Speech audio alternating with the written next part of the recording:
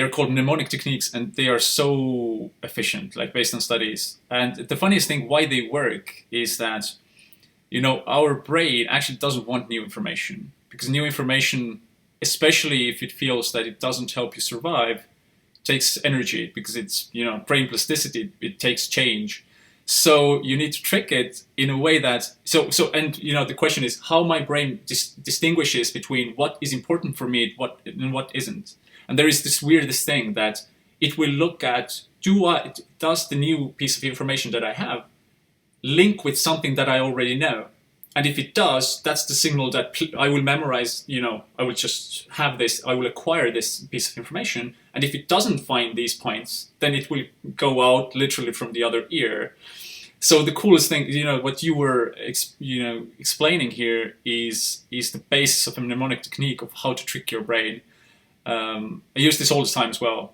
The coolest thing is, even if you can do such things that you take a foreign word and you slice it up to different words in that foreign language. For example, Spanish, pantalones. So pan is bread, talon is a heel, and es is a language abbreviation, right? So you imagine some person carrying a big loaf of bread, walking on their heels very weirdly, in a weird way, and having some pants with, looking like a Spanish flag with a symbol ES on them, and you're like, what is that? Oh yeah, and you're actually learning 4 words at the same time, which is, that's kind of like the expert version of the same thing, which is very cool. How interesting. Yeah, I didn't realize all the, brain connections there were there. I just knew that's what worked for me. Yeah, exactly. And people might ask, like, why don't we have brains that just remember everything?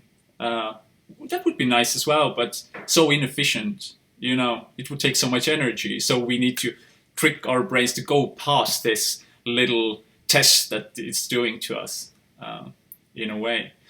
It's so cool that you said that you are using this in a nonchalant way like that, because memory techniques might sound weird and difficult to people, but it's actually a fun thing. It's just like, I'm looking at a word. Is there something that I know that it resembles of, or that it sounds like, right?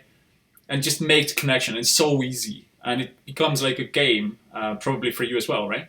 Yeah. Oh yeah, for sure. And I mean, when I teach my students my tricks, they're just like, whoa, it's so easy and so fun, and they're just blown away by how quickly they can learn it, and there's no effort. It just happens so naturally. So yeah, it is like a game. It's a lot of fun, and it's fun to see how much you can learn through that sort of naturally connecting things. So you would say that was your main trick in learning Italian, like just tackling new vocabulary in such a way, and then starting to use it in the environment, right?